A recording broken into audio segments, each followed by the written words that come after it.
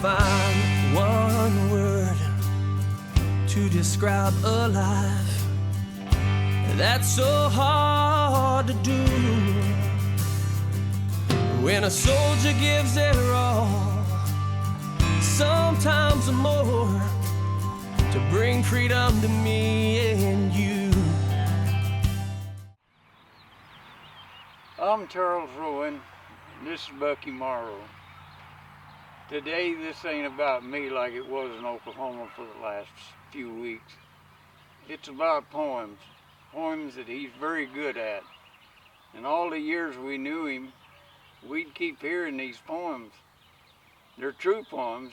They were something that happened.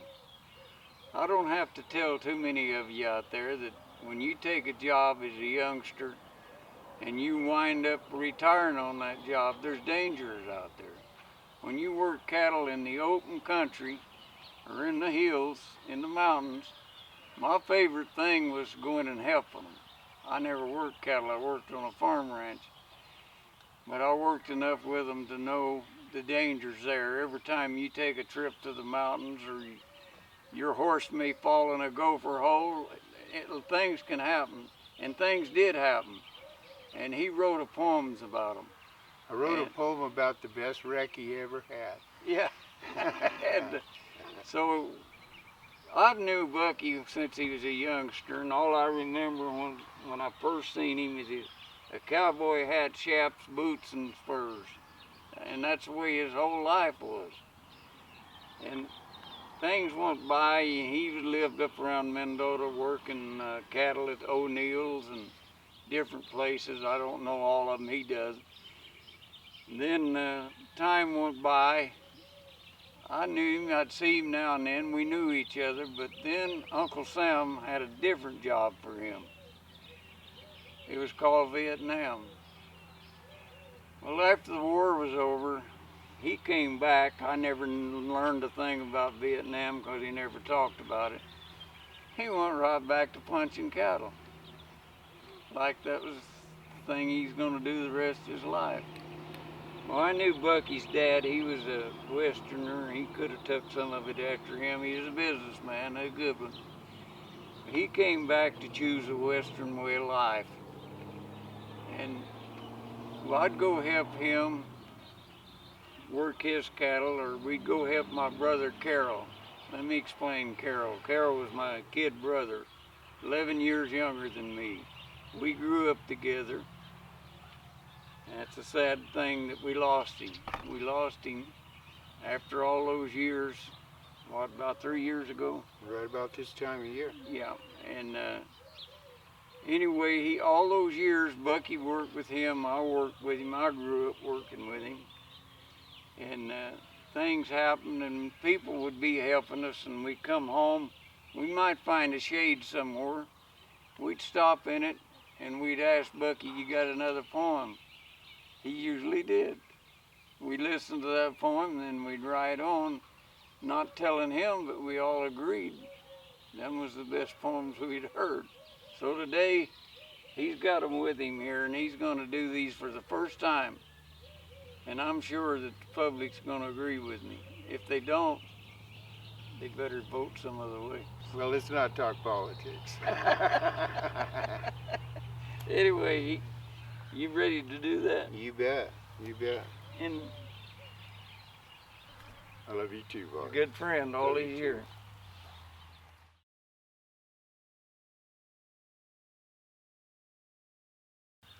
All right, now I'm going to read for you. Who and what I am is in my poetry. And my poetry is, there's not a lie in there.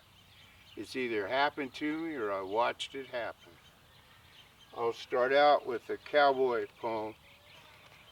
It's about Toomey Gulch in the spring. That's back here on the west side. Good morning, Toomey Canyon. Look at you today. Spring has sprung and you're all green and your grass is thick as hay.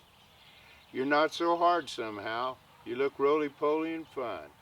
There's a softness to your meadows as the grass takes in the sun. Vaqueros rode this country, they must have seen this too. Just green with grass forever and capped in a turquoise blue. There's surely no tomorrow as beautiful as you today, but between this canyon and God, I'm sure they'll find a way. Makes me feel small somehow. It makes me look inside. Only cowboys get to see this, and that fills me up with pride. This is the reason I cowboy up, for just a morning like this. If I wasn't sitting on this horse, it's things like this I'd miss. Couple more weeks now, and your flowers will be in bloom. Big change from 2 months ago when this canyon was a tomb. Your hills will fill with color, meadows of golden blue. What a beautiful place to cowboy, and it's all thanks to you. It's fun to watch you now as you grow and turn to seed. This canyon grows good grass, and that's all these cattle need.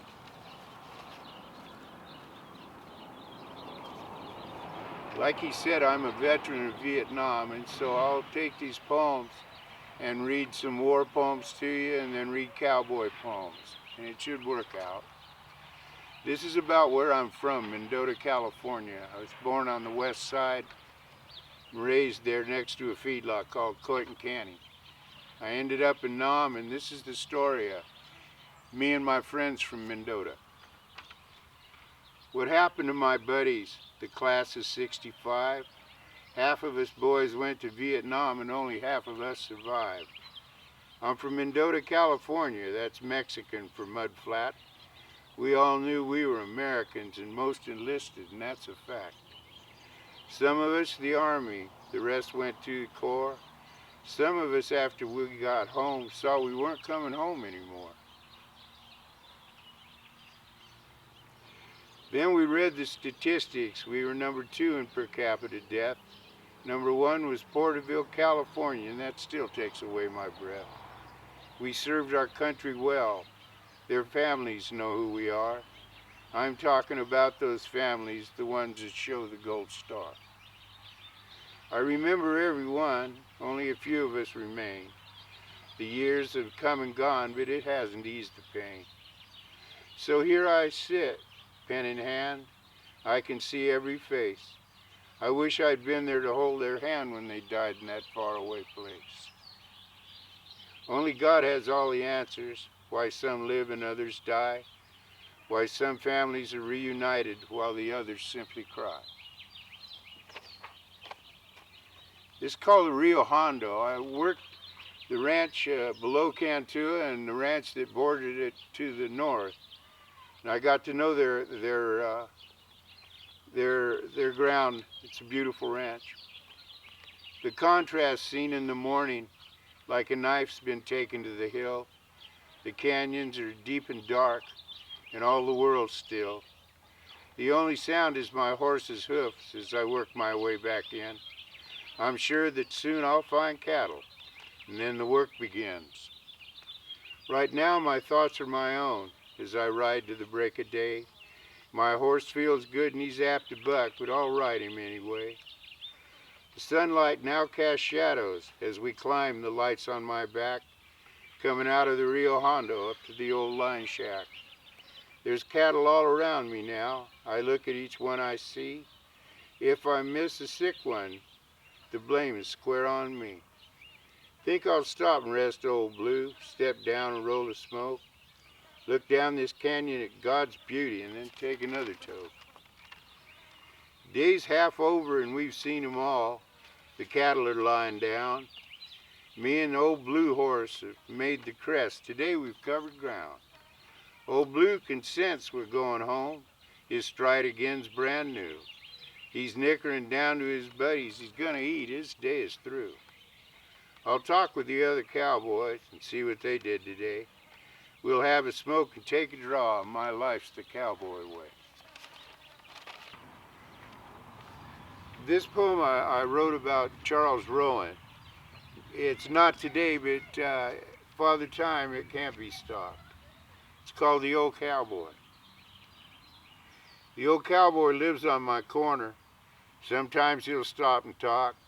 He's bent, but he always grins, and I can see that it hurts him to walk. When he talks, he looks far away. Sometimes he even looks sad. but mostly he talks about Cowboy, and that makes all of us kids glad. We love to hear about the days gone by, the days when he was like us, how he rode that ornery old blue, but we'll never hear him cuss. He loves to talk about mountains, how he loved the stars at night. When the sun would come up in the morning, he'd never seen such a beautiful sight. He wears a big old cowboy hat, and he says it's his good guy gray. He also has a bad boy black, but now it's been put away. We asked him, "Where's your buckle?" Then he grinned again. "I cowboyed for a living, boys. There was nothing there to win." He told us why he's all bent over, why some horses are just mean. They outweigh us by 1,000 pounds and just hate a human being. We've heard of the good horses too. He talks about them with pride, to leave out in the morning's cold and to feel him catch his stride.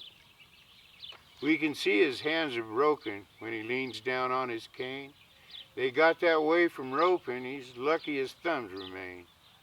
He worked all those different outfits, rode rough stock till he was done. He said getting hurt was part of the job, but he'd never had such fun. Only once as he talked of a partner, how they rode together for years. Said he got hurt bad on some outfit, and I could tell he was fighting back tears. But he never talks about war. He says we're way too young. We've got our whole life before us, so get out there and have some fun. We hope he's around a long time. I love to see him grin. We yell out, "See you tomorrow," and we hope we see him again.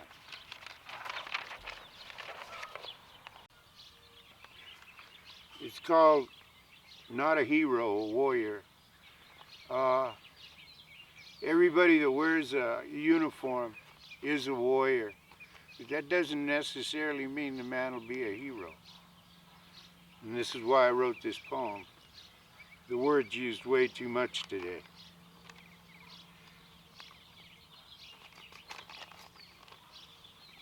Don't call me a hero. I don't think so. All the real heroes are lined in a row. Some call for mama, but not out of fear.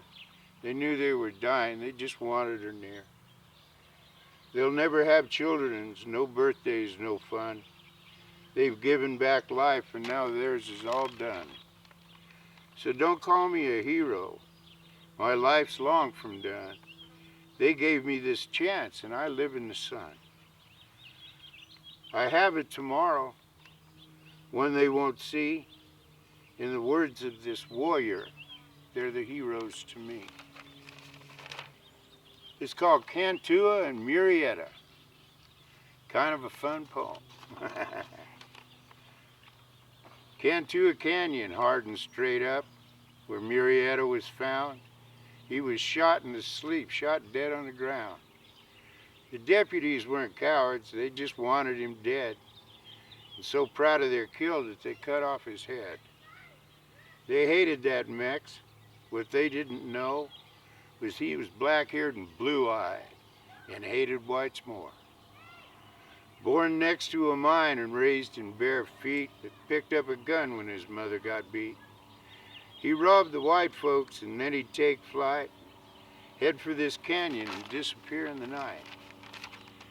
They couldn't catch him, people loved him so, treated him like Robin Hood, fed him and let him go. The Badges had more horses, that's how they run him down, and then they crawled upon their bellies and shot him dead on the ground.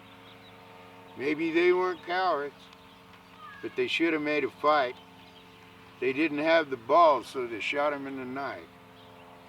That's how history looks at him, as I look upon this draw. He's looked upon as a colorful man, and not some ruddy outlaw. I have PTSD real bad, and so some of these poems, it'll be dead center. I wrote this as if I were my wife. Wake up, Bucky, it's just a dream. You're home, you're here, you're safe, and the neighbors could hear you scream. My God, your pillow is soaked in sweat. Bucky, you're white as this sheet. Sit back, old man, and catch your breath. My God, you sure look beat. Now just lay back and I'll stroke your face. Remember, you've taken me there. With every single night's embrace God gives you to my care. You're sleeping now, and now I'll rest. There's a quiet on your face. Every night you're with the best, but now it's a quiet place. This ought to liven it up. This is about a cowboy, a born liar.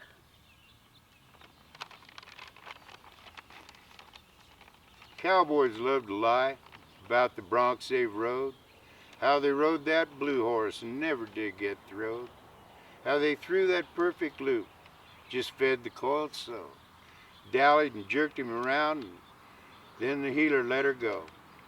The bull that broke a horn stands with blood in his eye, daring a cowboy to rope him, and that's when nylons fly. The lies are mostly fun. They're never meant to harm. The truth about the blue horse is that cowboy broke his arm. They love to lie about women. They're her only buckaroo. And just for them especially, there ain't nothing she won't do. That liar's in his heyday, whenever trading tack. Saddle's almost perfect, except for the tree is cracked. The lies just keep on coming as a cowboy works the day. Why does a cowboy lie so much? Well, that's the cowboy way. It's called A Moment in Nam, and it's about intuition. It's about being really scared. Once I told a new troop, you can't go with us today. We're in a firefight and needing ammo, and you'll just get in the way. He was too green to know how to stay alive back there. He didn't know I was right, and his death was in the air.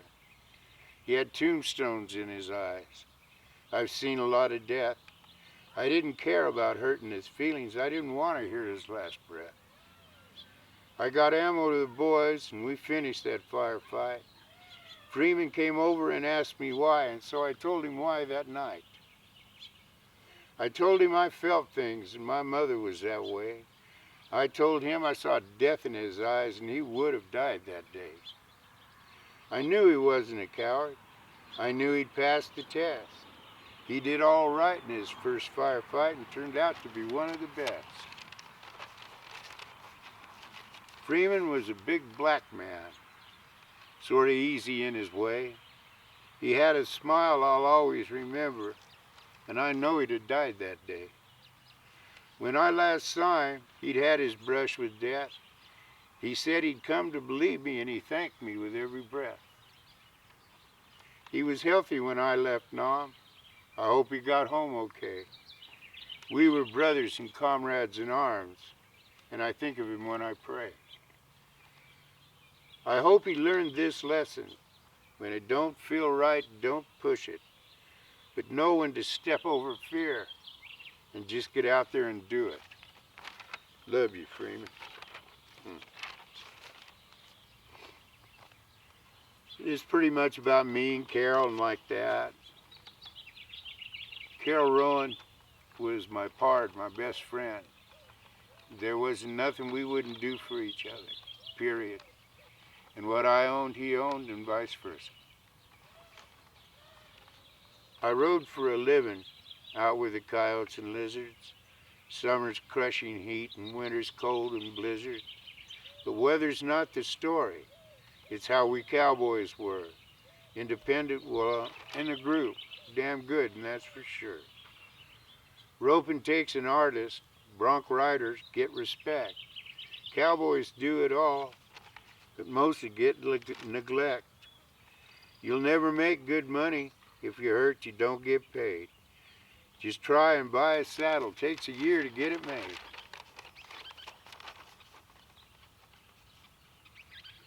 You go to work all broke up, just like the other men. Not to be there when you're needed may be a mortal sin. It's the love of the job. It's loving what you do. It shows you how to be, and accept it when you're through. I was on PBRs in Vietnam, which is Patrol Boat River. Being on the boat was wonderful. It just got screwed up when you had to get off.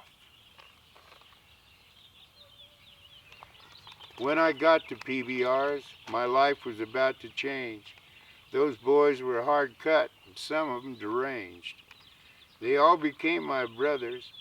I too became hard cut, and we took on old Charlie Kong, and no ifs, ands, or buts. There were 4 on a boat, and our guns could bring pea. We were good at our job, and we were out to kill Charlie. We found him a lot, and we studied our lessons. He gained our respect, and we got good at our profession. Those boats were just beautiful. They skimmed the water, no noise. We watched and tried to find them and start a fight with all them boys. Then there was Jock, William O. Majocamo. To him I owe my life. We were stripping bodies, and the Koreans thought we were Charlie. The slick opened up on us, and then our lives got gnarly. I fell back in the water, and I was carrying the prick. Majocamo grabbed the antenna, and he pulled me out real quick. Then he got on the radio and got a hold to talk. They called the Koreans and got that slick to stop. None of us got hurt. Why, I'll never know. Jock saved my life today. He was quite the show. We all loved each other, and all of us loved to fight. We were out to save our comrades. You're always in the right. This is called silence. Nothing but silence and wind through the grass. Memories of cowboys, and most of them past. Cowboying at Harris worked for Park Klein. If you were a good hand, you would work out fine. Worked for Carol Rowan, and that was on the Tri-J. 11,500 head of Mexicans, and everyone earned their pay. Cowboyed 100 ranches, went and honed my craft. Now I hear the silence, and now I am the last. I remember riding with Carol. Roping was nothing but fun. We always took a long draw before the work was done. I can almost hear their voices, and soon I too will go. I wonder if we'll rope again, but that's for God to know.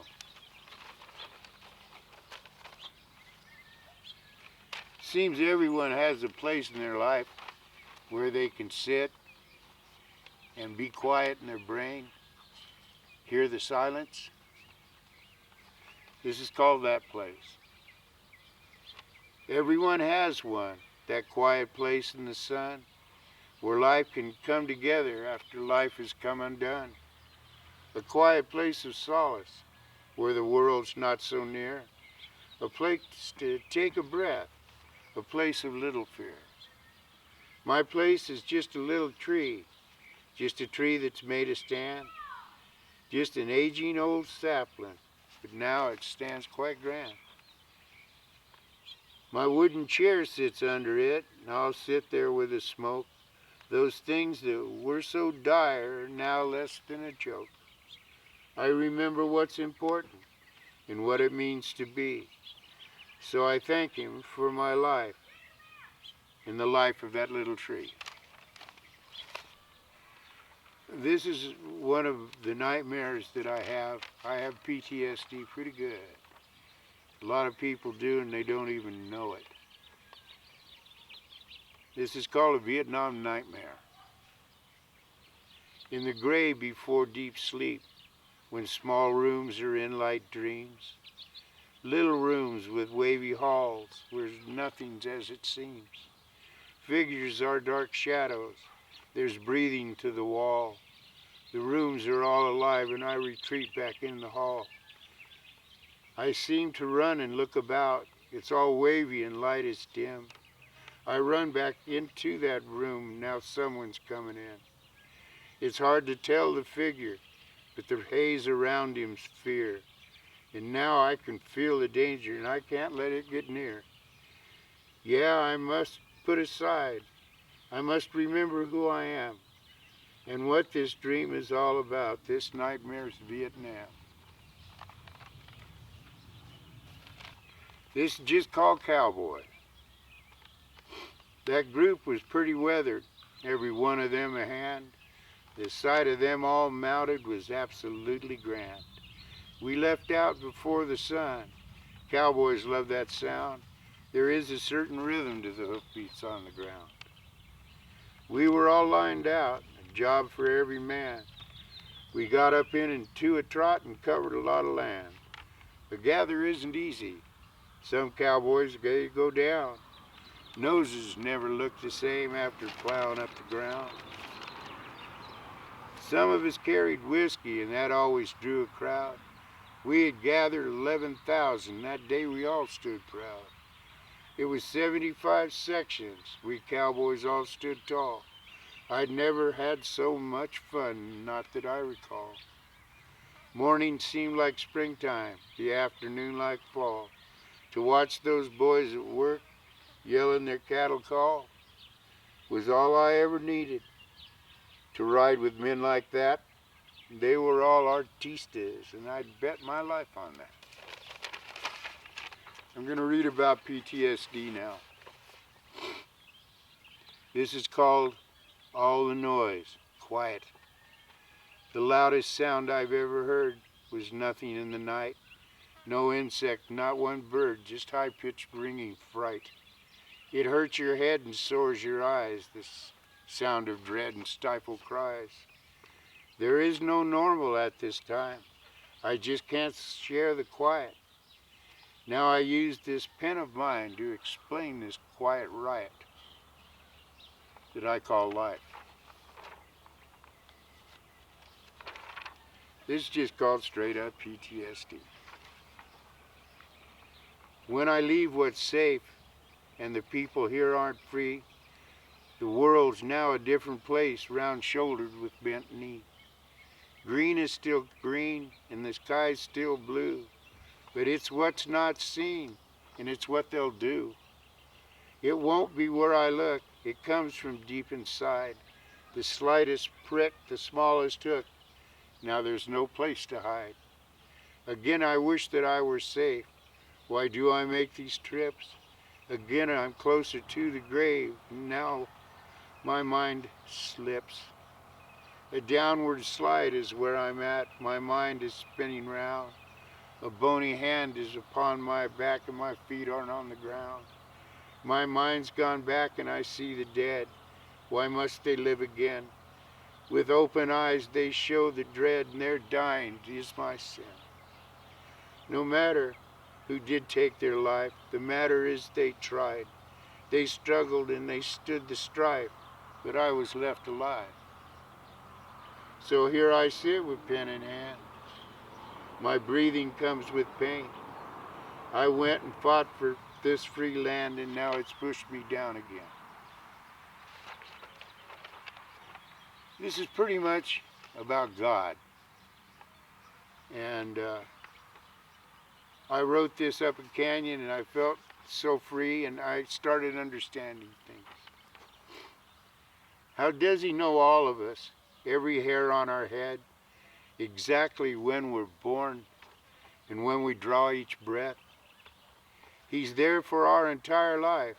How does he know each one? Never turned his back on us though we crucified his son. You see, he is inside of us. He's with us in our soul. It's soul, brain, and spirit, the three that make us whole. That's how he is with us. It's how he knows us all. And he will be there to catch us when we take that fatal fall. This is called That Chocolate Mustang. That chocolate-colored Mustang stood tall because of her dad. He was a Mexican jumping horse, born to give all you had. She stood about 16 hands, deep girth and big ass, great neck set and soft eyes. Man, that bitch had class. She was out of Strawberry, Nevada, off of Old Man Hooper's place, a big, beautiful valley and mountains to share God's grace. Me and old Carol Rowan Took that 4-year-old in hand. At first she bucked pretty good. I was looking for places to land. But she leveled out in time. Got good in that snaffle bit. She'd work all day and be fresh tomorrow. I never saw her quit. This is my last Vietnam poem. And it's self-explanatory. When I see a vet come home, it sometimes makes me cry. It's really twisting in your head to watch a comrade die. Home will be too quiet. He'll want to see it through. Go back to all his comrades. He won't know what to do. His friends won't know why he acts that way. He'll seem way too anxious, and that changes from day to day. Things that were important now are put aside. He knows what real pain is. He's watched his comrade die. When you see a vet come home, another vet will cry. He knows the pain to come and where the pitfalls lie. All I can do is sit here and tell him what's to come. But if he doesn't listen, he'll surely come undone. When you see me cry, you'll know a vet's come home. And another vet will tell him he's not so all alone. This is about my tack from years ago when I was gonna be a buckaroo. The days of my Garcias, my days as a buckaroo, rode some awful broncs, some pretty good horses too. My saddle was a southern cack, mule hide around the horn, deep seat and high cantle, and it was a little worn. Wore chinks most every day, except for winter's cold. Then I wore them shotguns, and they too were also old. My spurs, they were Garcias. They're made in Nevada now. They had an awful lot of silver. Jumped that horse up on that cow. My gray hat was short-brimmed, like the cowboys of yesterday. Got a lot of kidding from the boys, but I don't care anyway. 'Cause I rode with the best. They helped me hone my trade. It didn't matter the pain or the weather. It's the best job God ever made. This is called a Rowan's Christmas. I wrote this for this clan. It's a lot of truth. Well, here it is, Christmas. Did you hug a loved one today? Did you hug someone you had trouble with, or just push that man away? Christ's birth is very important. He caused Rome to fall. Now with all their gods undone, there's only one to call. And that one is Jesus Christ. He'll answer the ones who pray. Even those who are sinners, through him will find a way. So what about us cowboys? We go under the bus? Not if we care for his animals and remember in God we trust. But they won't get drunk this Christmas. They'll play with the children instead and tell them a Christmas story and then kiss them and put them to bed. Here's a Kelly Christmas. I wrote about the spurs I'm wearing.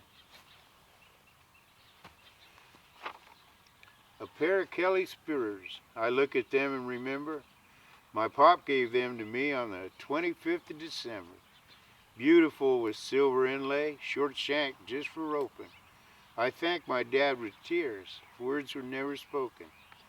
I also got no boots. Man, I was really living.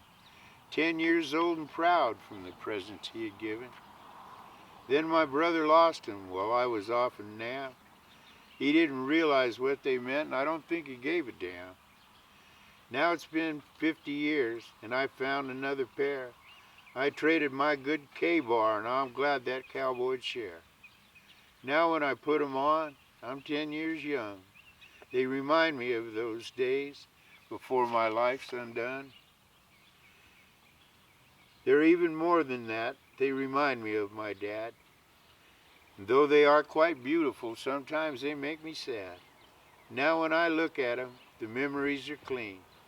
They were with me years ago when my life still had a dream.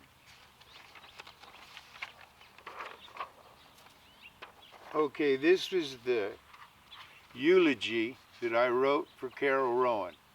And like I said, best man I ever knew. It was a hell of a party. We laughed at each other's pain. We cowboyed while all broke up in deserts and mountains and rain. Bad horses and hot whiskey, that was life when we were young. And Carol threw a long rope with no fear of what would come. He was my professor. He took me through each lesson. Next to him, I'm still green. He was the best at his profession. Like I said, we broke bones in the midst of laughter. Man, that life was hard. But I never looked over my shoulder, not if I'd saddled with Pard. So how on earth do we say goodbye? I don't think I can. He was so much a part of me that today I feel half a man. This is called fun. Boy, I love to saddle up in morning's lights and shadow. Voices seem so far off and cows just start to bellow. Throw that saddle up and feel him start to swell. Kick him in the stomach and then watch it go to hell. He'll pull back on the hitch rail. You watch your saddle get stomped. He breaks the goddamn lead rope. He's free, now off he romps. Takes about a half hour to catch him, but he's ready for the saddle now. How will I break him of this? Well, I'll try again somehow. It's called Roping to Me. They were 11,000 Mexicans, all Corriente cut. Not those little short horns, they were long, nose to butt. Weather didn't matter, didn't bother them at all. Those cattle all stayed healthy from early spring to fall. Cattle love this gulch because it's so damn steep, and all the grass is strong with meadows belly deep. They did have one real drawback. Some would get pink eye. That's what we told the cow boss when we let them nylons fly. Cow boss knew we lied, but he knew it was our time. You got to let a cowboy rope or he'll surely turn to crime. All looked great that fall, all had gained good weight. We didn't tell the feedlot boys what's coming or their fate. They better been well mounted when them Mex came off the truck. Turn your horse and whip and spur, 'cause cowboy, you're out of luck. It's called Harris. I worked at Harris Feedlot about 3 different times. And I only got fired once, and that's, 1 out of 3 ain't bad. I rode for an outfit of bankers, but their cow boss was quite a hand. We rode for old Pard Klein, and all of us for the brand. Over 100,000 head, all of them looked at each day. We damn sure better cowboy up or get fired and collect your pay. 30 loads of cattle were shipped before the light. That was 6 days a week and all that work done in the night. Coffee and resaddle. Shipping's hard on a horse. Maybe a shot of whiskey and celebrate that divorce. In the mornings we moved cattle. Swinging gates was quite a feat. Cattle always on your ass and again your horse is beat. Lunch is about 2 hours. Change horses and have a bite. Lie to the other cowboys about what happened to you last night. You unsaddled late in the day. Glad nobody got hurt. And that was a gift from God. No one had bit the dirt. Some days weren't that good. They were full of pain and sorrow. But even though we were all broke up, we'd settle on the morrow. This is looking back into the Cantua and Toomey Gulch, because if you're in the right spot, you can see them both. I look back into these mountains, and it surely grabs my heart. It's where I learned to cowboy. Here's where I got my start. The silence here is soothing. My mind will float away. I rode that old blue roan, it seems the other day. I remember cowboys' faces, but mostly how they rode. I get a quiet smile remembering them get throwed. These cowboys seem to wait for me. I'm the one that's left, but only old men that cowboyed cherish every breath. To smell the sage in bloom and laugh at a cowboy's lie. Finish early and pull a draw and watch the hawks on fly.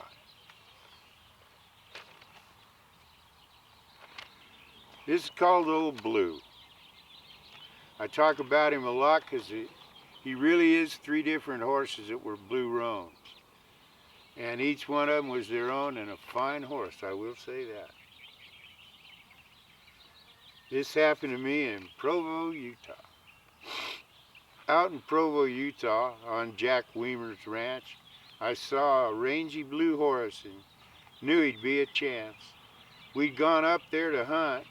They'd just finished the gather. None had rode that blue horse. To me, that didn't matter. Pop and I got him saddled up, had to do that in the chute. He tried to cow kick and bite, and he was mean to boot. Stepped up and untracked him. Then old Jack rode in. We went to check his beaver traps, and that's when the fun began. Everything went fine, till he pulled a trap from the water. It wasn't a beaver at all. It was a foot-caught screaming otter. Old Blue spun and dropped his head, kicked out, and started to buck. Tucked my chin and started spurring. I could do this with any luck. He sucked back and kicked again, jumped back across the creek. I was getting loose and things were looking bleak. Then, for reasons I'll never know, his head came up and he lined out. Jack rode over laughing and said, "What was that all about?" I sat there and gathered myself, said I'd rode Old Blue, but this had been enough. Me and that blue horse were through.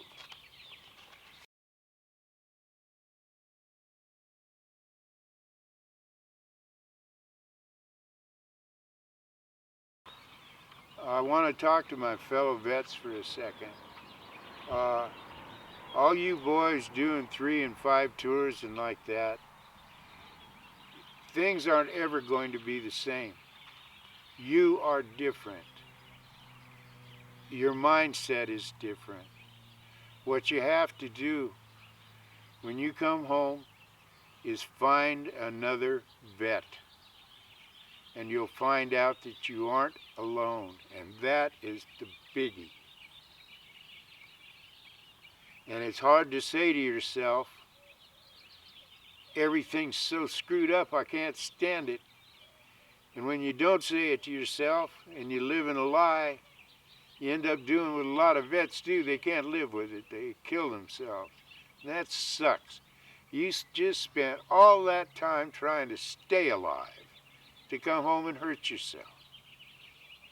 So please, if you're having trouble, which I did, spent half my life running blind, scared of things I didn't understand and hating things I did.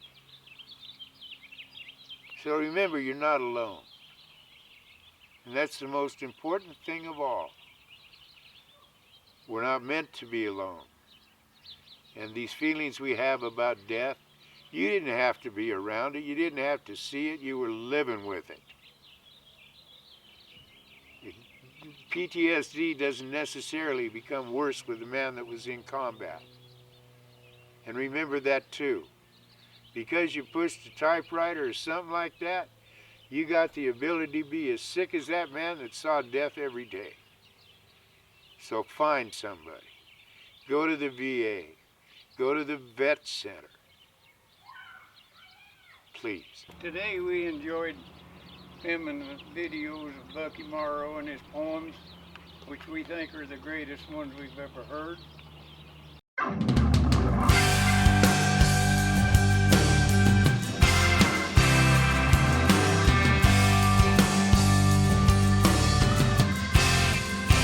Trying to find one word to describe a life that's so hard to do. When a soldier gives their all, sometimes more, to bring freedom to me and you. Not afraid to die, they're always under attack, even by their own people burning our flag. Months go by, they never see their home. A sacrifice made by the brave. Our everyday lives wouldn't be the same without the ones who serve the red, white, and blue. American legend, you're a hero to us all. American legend, you're what keeps this country strong.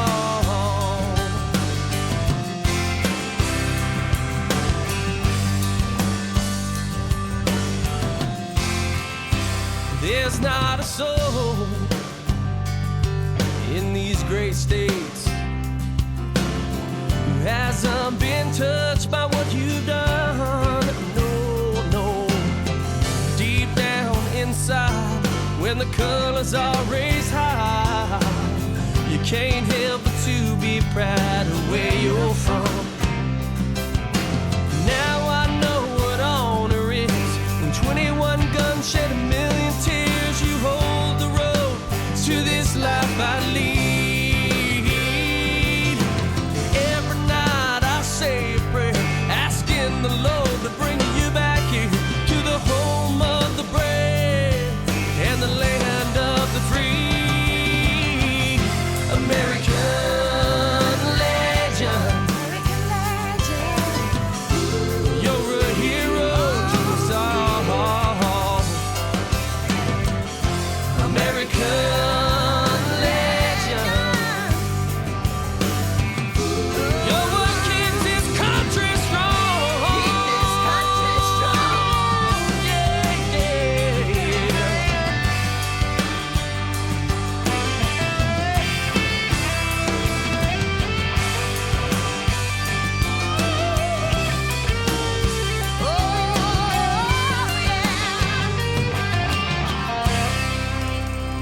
There's not a soul in these great states who hasn't been touched by what you